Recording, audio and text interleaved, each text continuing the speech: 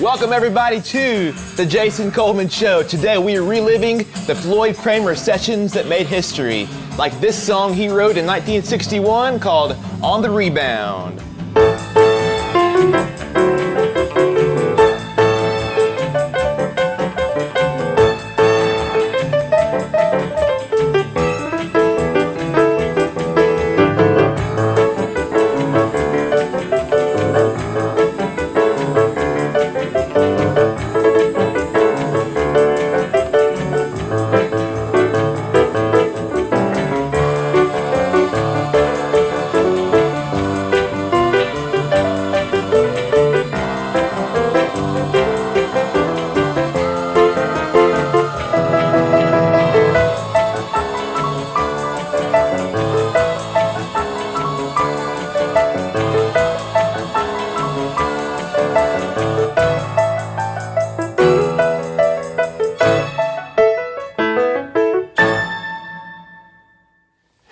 All right, and from there, let's jump back to January 5th, 1960 at RCA Studio B. This next song was released the next month in February of 1960. It was a session that made history for my granddad, Floyd Cramer, because it hit #1 on the country charts for 14 weeks, #8 on the pop charts, and this next song was the first song to feature the Floyd Cramer slip note piano style. It's made famous by Hank Locklin. It's a song called Please Help Me, I'm Falling.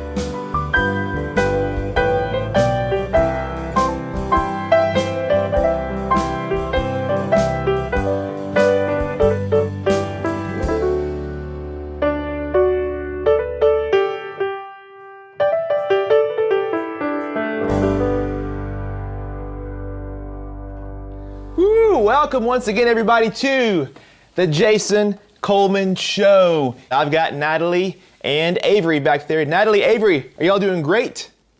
We're doing fine. Are you doing fine? Well, I'm doing fine, guys. I'm. You're in the concert. Because I am in the concert, and you will be soon too. Natalie, how you doing back there? We're doing great. We're excited and ready to get ramped up here. It's His Yoshi gummy. his Yoshi gummy is blue. Gummies are green.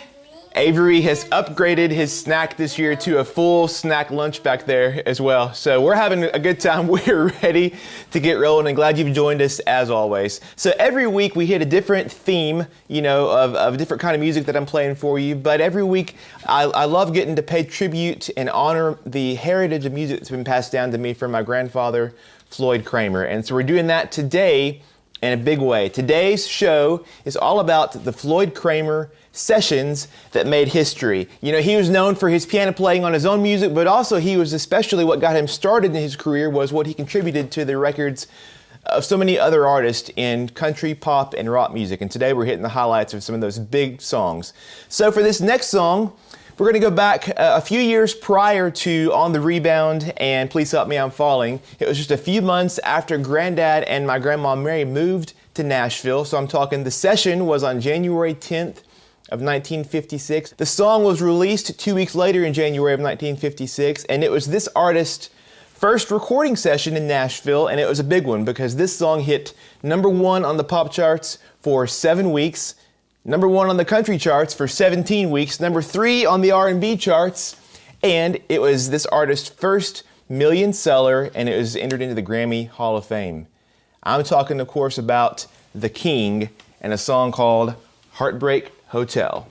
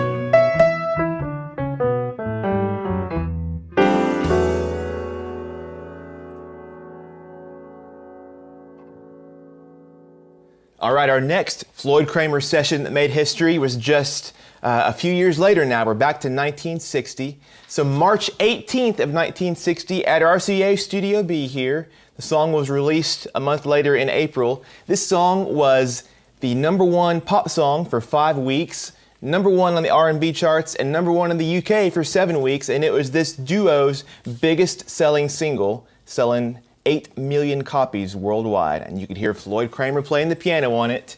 I'm talking about the Everly Brothers and a song called Kathy's Clown.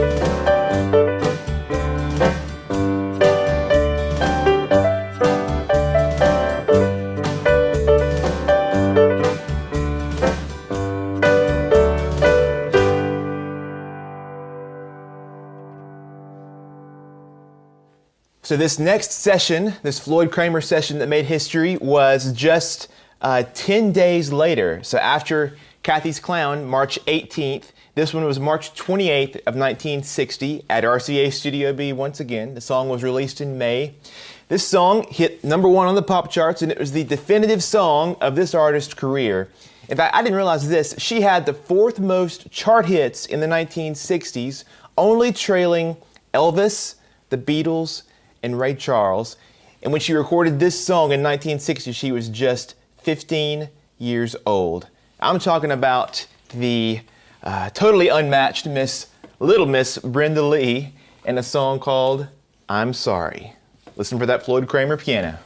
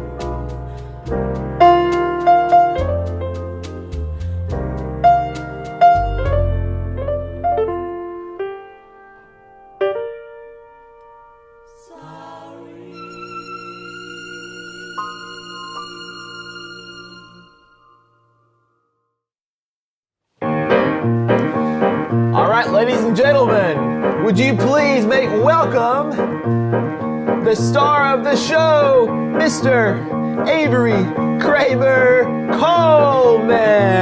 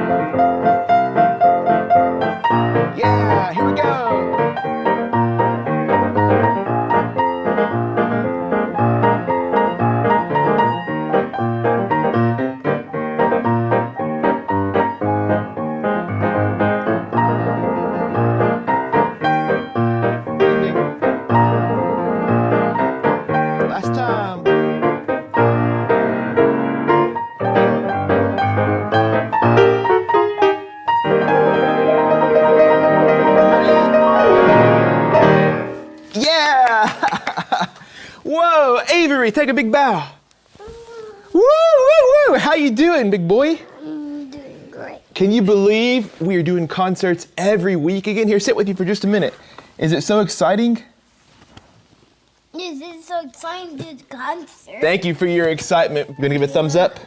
Yeah. Give a thumbs up. Say thanks for watching, everyone. Thanks for watching, everyone. Now, Avery might help us with one more song in a few minutes, but we'll do a few more. We're going to do Big John Well, now. shh, don't tell them that. It's a surprise. We'll do it in a few minutes, okay? Yes. Okay, we'll be back in a few minutes for one more surprise from Avery. Whew, boy, y'all, it's gonna be quite a year. Just think, if any of you have been watching all last year, from the start of this back a year ago in March until now, just how much he has grown and music and every other way too. So we're excited to see what this next year brings for Mr. Avery Cramer Coleman. But for now, back to the snack, right? Yeah, he's still got more to eat. So let's continue now with our Floyd Cramer sessions that made history, which, by the way, Oh Lonesome Me was a song that Grandad played on that session back in December of 1957. It hit number 1 on the country charts, number 7 on the pop charts, so it was pretty historic in and of itself. Avery likes to keep on our theme on Sundays if he can. We'll pick back up now in 1960 with a few more sessions. So remember, we had Please Help Me I'm Falling in January. We had Kathy's Clown in March. We had I'm Sorry also in March. We've moved on now, excuse you. We've moved on now to April. So this is just the 4th month of the year in 1960. It's another song recorded at RCA Studio B, released the next month. It hit number 2 on the pop charts, only stopped by I'm Sorry, which was number 1. Number 1 in the UK, and it was a song that catapulted this next artist into superstardom. I'm talking about Roy Orbison with Only the Lonely.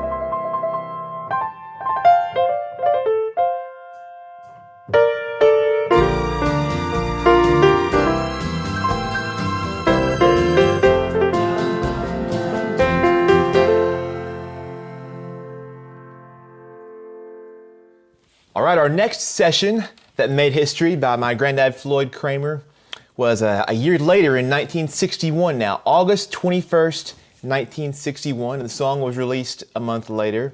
This song hit number 2 on the country charts, number 9 on the pop charts, and this artist became the first female performer inducted into the Country Music Hall of Fame.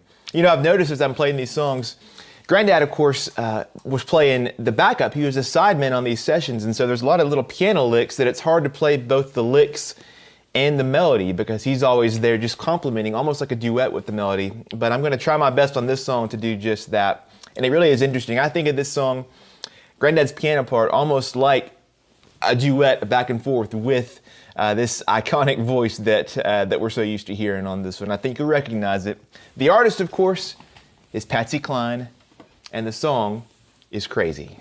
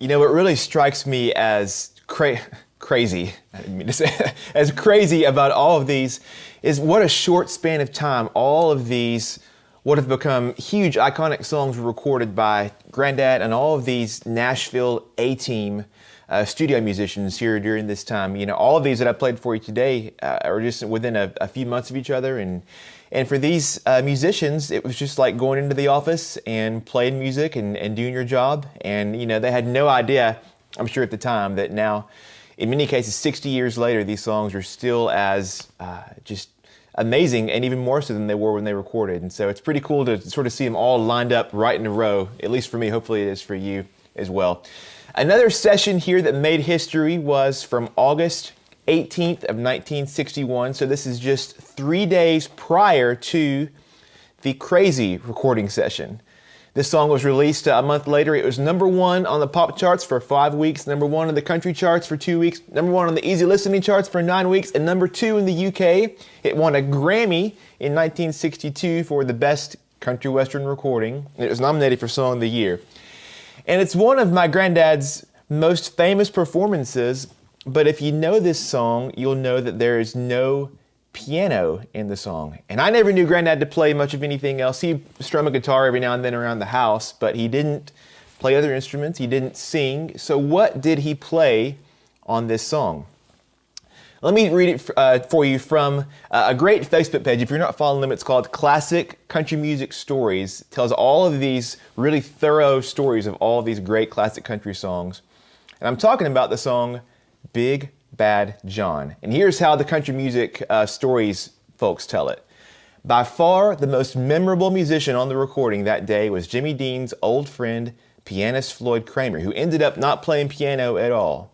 During the rehearsal of Big Bad John, Cramer turned to the producer, Don Law, and said, "Don, you don't need me to play piano on this song. I'll just be playing the same notes as the background vocalist." Then an obvious idea hit him. Floyd reached over and picked up a chunk of steel, generally used as a ballast for a TV camera. He tied a coat hanger around it and hung it on a coat rack. Somewhere in the studio, he found a hammer and began to strike the chunk of steel, apparently looking for the sound of a miner's pick.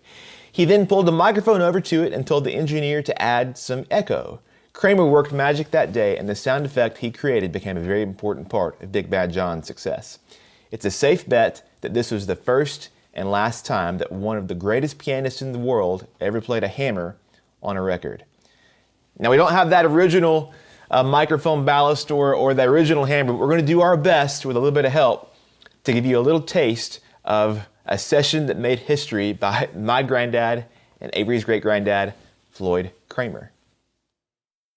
Big John, Big John. Every morning at the mine, you could see him arrive. He stood 6'6" and weighed 245, kind of broad at the shoulder and narrow at the hip, and everybody knew you didn't give no lip to Big John. Big John, Big John, Big Bad John, Big John. Nobody seemed to know where John called home. He just drifted into town and stayed all alone. He didn't say much, kind of quiet and shy. And if you spoke at all, you just said hi to Big John. Somebody said he came from New Orleans, where he got into a fight over a Cajun queen, and a crashing blow from a huge right hand sent a Louisiana fella to the promised land. Big John. Big John, Big John, Big Bad John. Big John. Then came the day at the bottom of the mine when a timber cracked and men started crying. Miners were praying and hearts beat fast, and everybody thought they'd breathe their last, except John. Through the dust and the smoke of this man-made hell walked a giant of a man that the miners knew well. Grabbed a sagging timber, gave out with a groan, and like a giant oak tree, he just stood there alone. Big John. Big John, Big John, Big Bad John. Big John. And with all of his strength, he gave a mighty shove. Then a miner yelled out, "There's a light up above!" And 20 men scrambled from a would-be grave. Now there's only one left down there to save. Big John. With Jackson Timbers, they started back down. Then came that rumble way down in the ground. And then smoke and gas belched out of that mine. Everybody knew it was the end of the line for Big John. Big John, Big John, Big Bad John. Big John.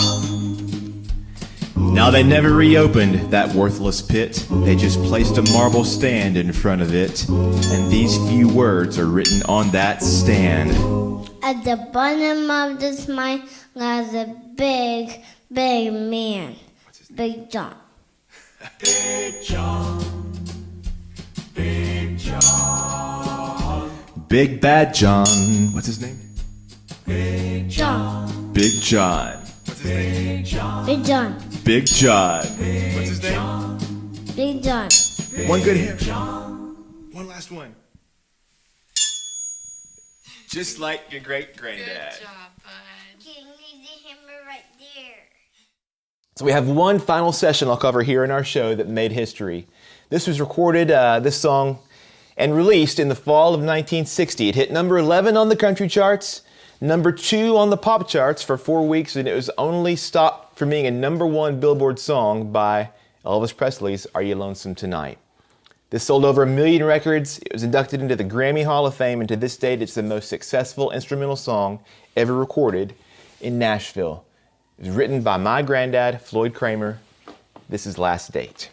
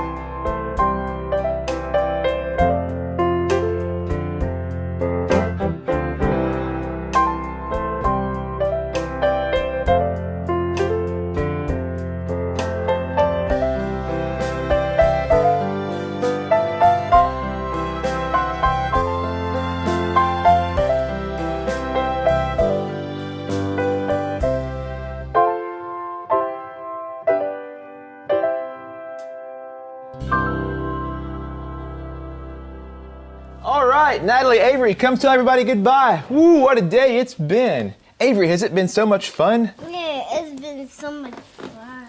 We'll see y'all next Sunday, if not sooner. You got some more songs in store for us next time, Avery? Yeah. Yeah. It's too bright though. It's too bright. It's too bright. It is too bright. The spotlights are bright. Get used to it, bud. I think you got a whole life of spotlight in front of you, right? Hey, we love y'all so much, and we'll see you next Sunday. Take care. Introducing my brand new Easy Play music box and music sticks. All you do is insert the stick, turn it on, turn it up. It's that easy. A brand new, easy way to listen to music anywhere, anytime. The Easy Play music box is a wireless, portable speaker. It's small, but it packs a big sound, and it's easy enough that anybody can use it right out of the box. And it works great with these music sticks. Each music stick contains hours of piano music recorded by yours truly. When you want to change, you just unplug one and plug in a different one. And while the sticks are designed for this music box, they're USB, so you can plug them straight into your car's audio system as well. And as for the music box, it's simple, it's portable, it's just fun to use. And by the way, it's Bluetooth also, so on top of playing these music sticks, you can also play music wirelessly from your phone or device. So there you have it, my new Easy Play music box and music sticks. A brand new, easy way to listen to music anywhere, anytime. Order online at jasonmusicbox.com. Order over the phone at the number on your screen. Your favorite piano songs from The Jason Coleman Show are now available on CD. 13 albums and counting, including a brand new tribute to the great Ronnie Milsap. Plus the iconic songs of Elvis Presley.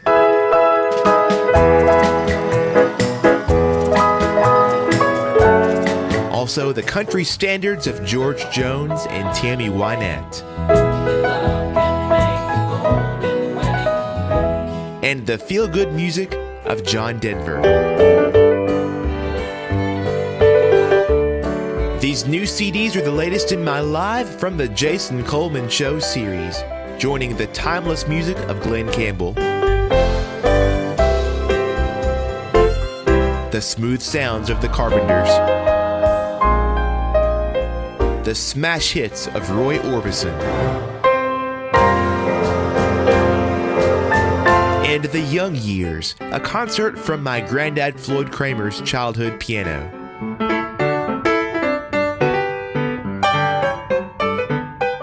Plus a gospel piano concert, Hymns from the Heart.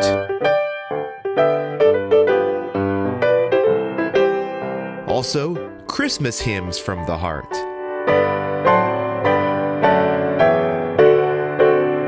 And don't forget my country gold piano collection, spanning the greatest country hits of the 50s and 60s, the 70s and 80s, and the 90s and 2000s. All 13 of these Live from the Jason Coleman Show CDs are on sale now. Get the entire collection in one discounted bundle, or check out our mix and match deal. Buy any 3 and get your 4th CD free. Order online at jasonmusicstore.com or call 833-633-8885 to order over the phone. So if you're a fan of our Sunday shows, now you can enjoy the music anytime on CD, Live from the Jason Coleman Show. Order yours today. You're listening to The Jason Coleman Show on WSM Radio.